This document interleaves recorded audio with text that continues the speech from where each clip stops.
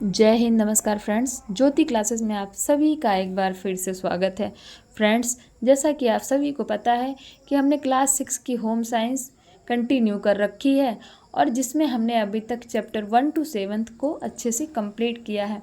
आप सभी से रिक्वेस्ट है कि अगर अभी तक आपने चैप्टर 1 to 7 की वीडियोस नहीं देखी है तो सबसे पहले प्लेलिस्ट में जाकर चैप्टर 1 to 7 की वीडियोस को अच्छी तरह देखिए, क्योंकि उसमें मैंने सारे ही चैप्टर्स बहुत ही आसानी से कवरअप कराए हैं और उनके सॉल्यूशन भी आपको कराए हैं। तो प्लीज़ चैप्टर 1 to 7 की वीडियो पहले ज़रूर देखिए, जो कि आपको प्लेलिस्ट पे मिल जाएगी।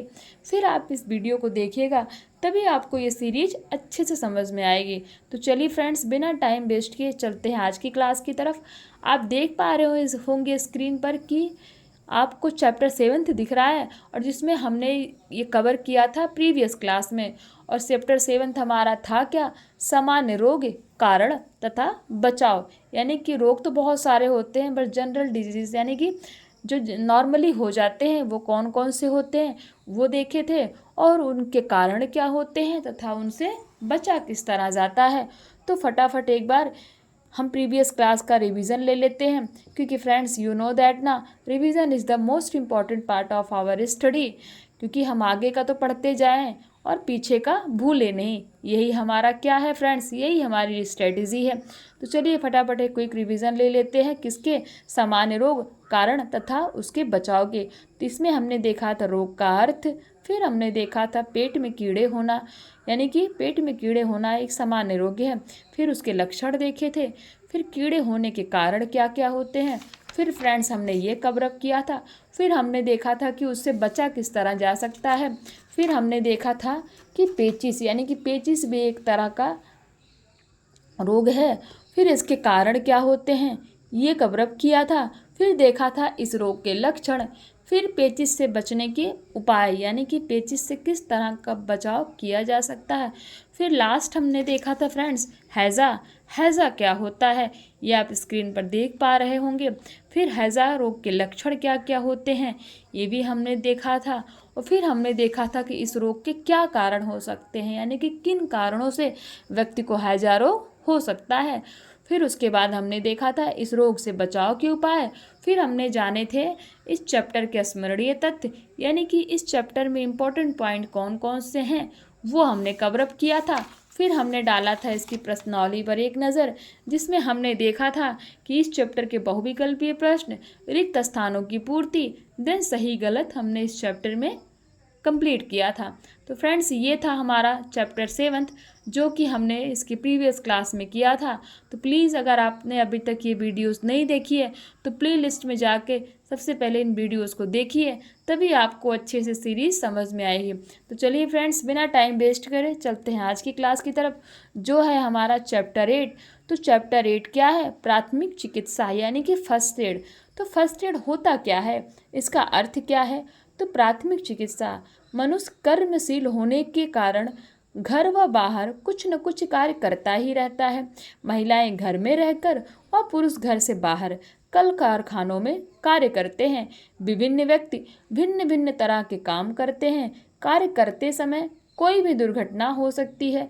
दुर्घटना साधारण व गंभीर दोनों प्रकार की हो सकती है, जैसे खाना बनाते समय महिला का हाथ जल जाना या कट जाना, सड़क पर चलते समय गिर जाना या किसी वाहन के साथ टक्कर हो जाना दुर्घटना ही कहलाती है।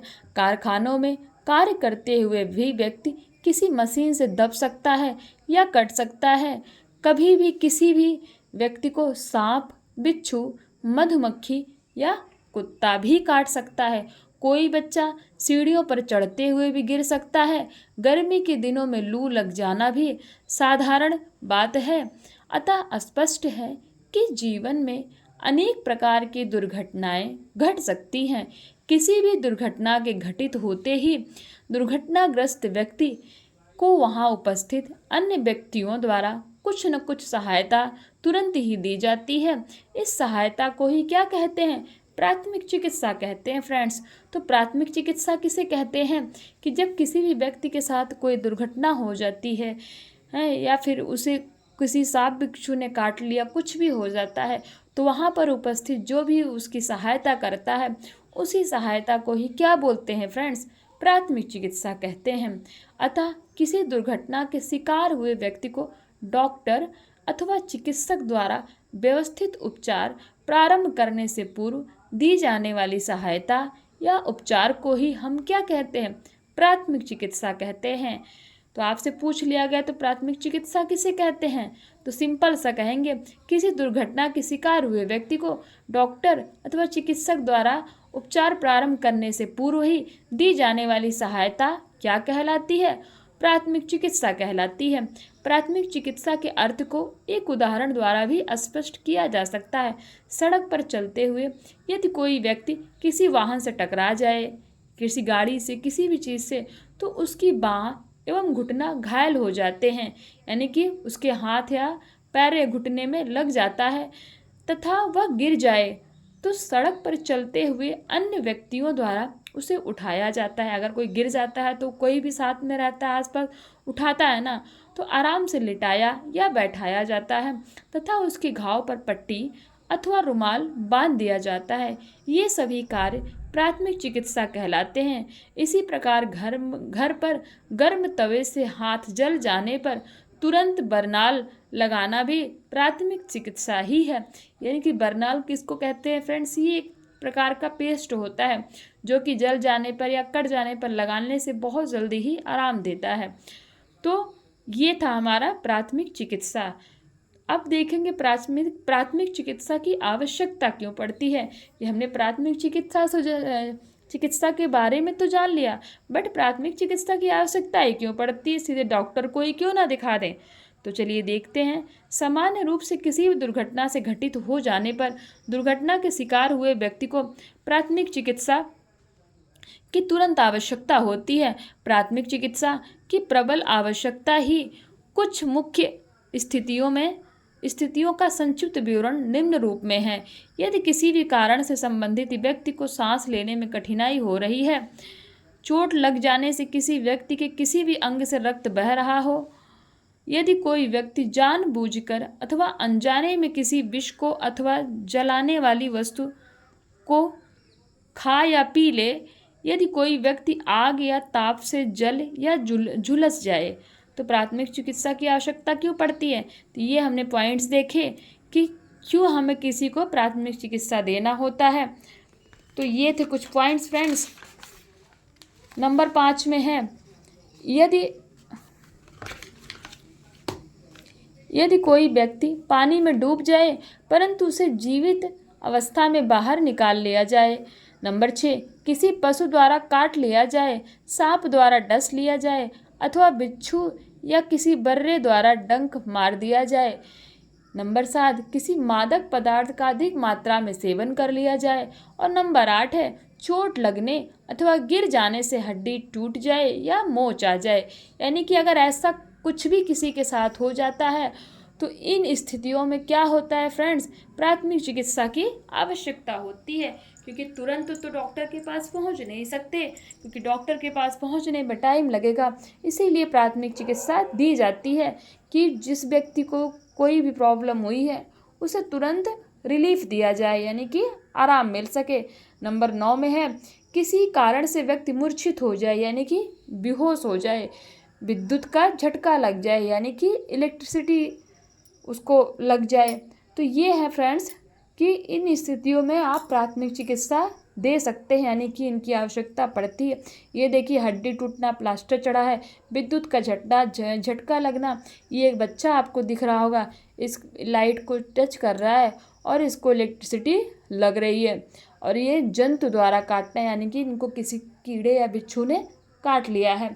तो ये थे फ्रेंड्स प्राथमिक चिकित्सा की आवश्यकता क्यों पड़ती है। फिर है प्राथमिक चिकित्सा के अंतर्गत होने वाले कार्य, यानी कि प्राथमिक चिकित्सा देते टाइम किन किन बातों का ध्यान रखना चाहिए और किस तरह प्राथमिक चिकित्सा दी जाती है, उस पर हम नज़र डालते हैं। तो प्राथमिक चिकित्सा के व्यवहारिक अर्थ को स्पष्ट करने के लिए यह जानना आवश्यक है कि प्राथमिक चिकित्सा के अंतर्गत क्या क्या कार्य किए जाने चाहिए। वे कार्य निम्नलिखित हैं। नंबर 1, सर्वप्रथम दुर्घटनाग्रस्त व्यक्ति को सुरक्षित स्थान पर लिटाना चाहिए। नंबर 2, दुर्घटनाग्रस्त व्यक्ति के आसपास भीड़ जमा नहीं होने देनी चाहिए।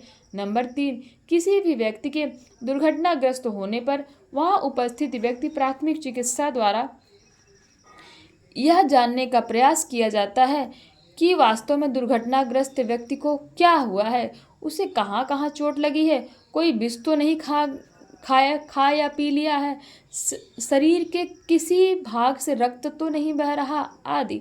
नंबर 4, दुर्घटनाग्रस्त व्यक्ति को अगर रक्त सिर से बह रहा है तो उसके सिर को अपने घुटने पर रख लेना चाहिए, जिससे बहने वाले रक्त का प्रभाव कम हो जाए।